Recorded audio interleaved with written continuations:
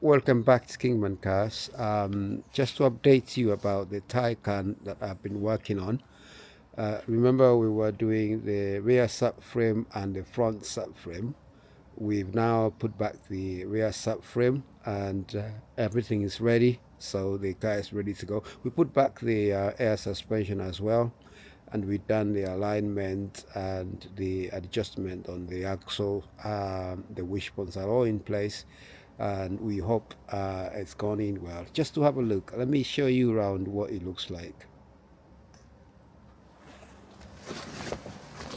So we've now got the full subframe back.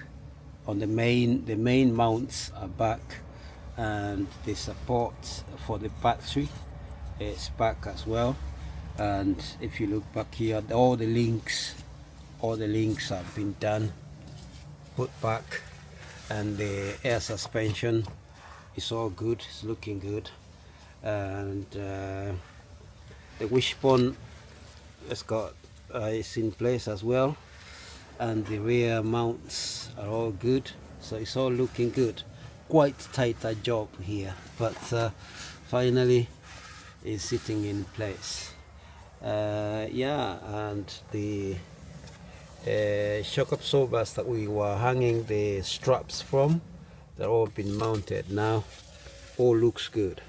Now just to take you under, on the underside, remember these wishbones were one of the wishbones was cracked, and on these parts here, the middle section of the subframe was all broken, but now the new one is in, sitting nicely. And on the other side, the wishbone that had a crack on one side here, this wishbone was off. We put that back in place, a new wishbone, and yeah, it's all running nice.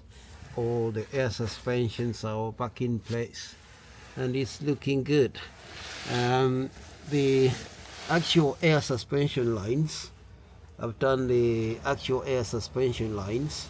They are coming in nice to the distributor, the cylinder, the air cylinder distributor is all tied nicely. And yeah, the pump is sitting over here. The new pump is sitting over here, so it's not the old one that was broken. So that's a new pump. Yeah, everything is looking good. So yeah.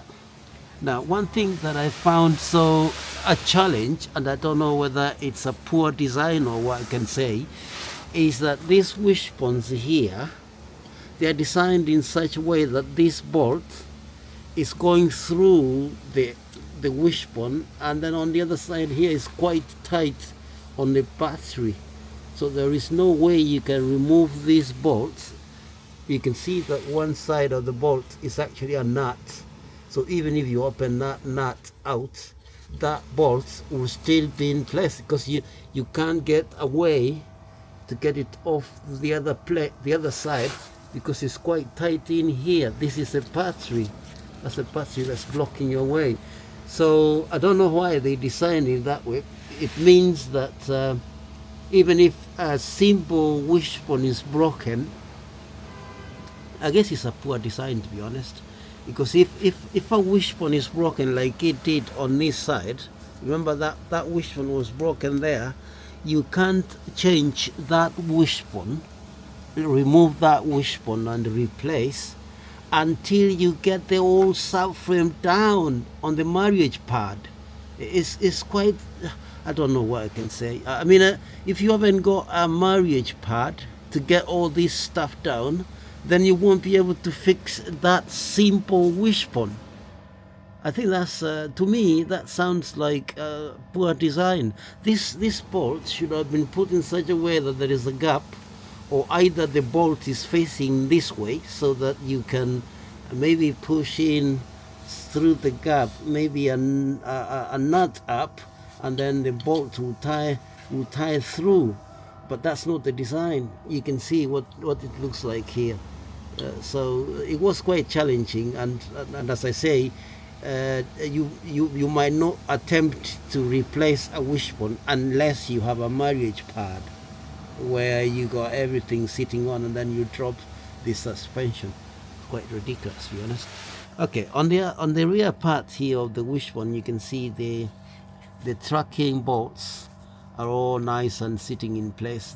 That means you could be able to do the tracking nicely when you're doing the rear tracking. So everything is in place, and I'm happy with the way the job is gone without a marriage pad. Remember, all these cars are assembled in the factory using a marriage pad where you got everything sat on it, and then the whole body is dropped on top of it, just like, you know, it sits on a kind of pad that's arranged. The rear axle, front axle are all together on the marriage pad, which makes all the work easy. But it's quite expensive to get one of those marriage pads. If you got to invest, you really got to pay dearly to get those marriage pads to be able to work on these cars.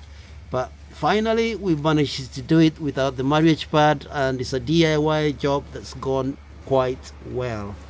So yeah, if you are viewing this for the first time, please press the like button and subscribe to our channel to get us going to promote this channel. So yeah, let's see what we can do for the next job. If there's any comments, just give a comment down there on the comment section and let me know.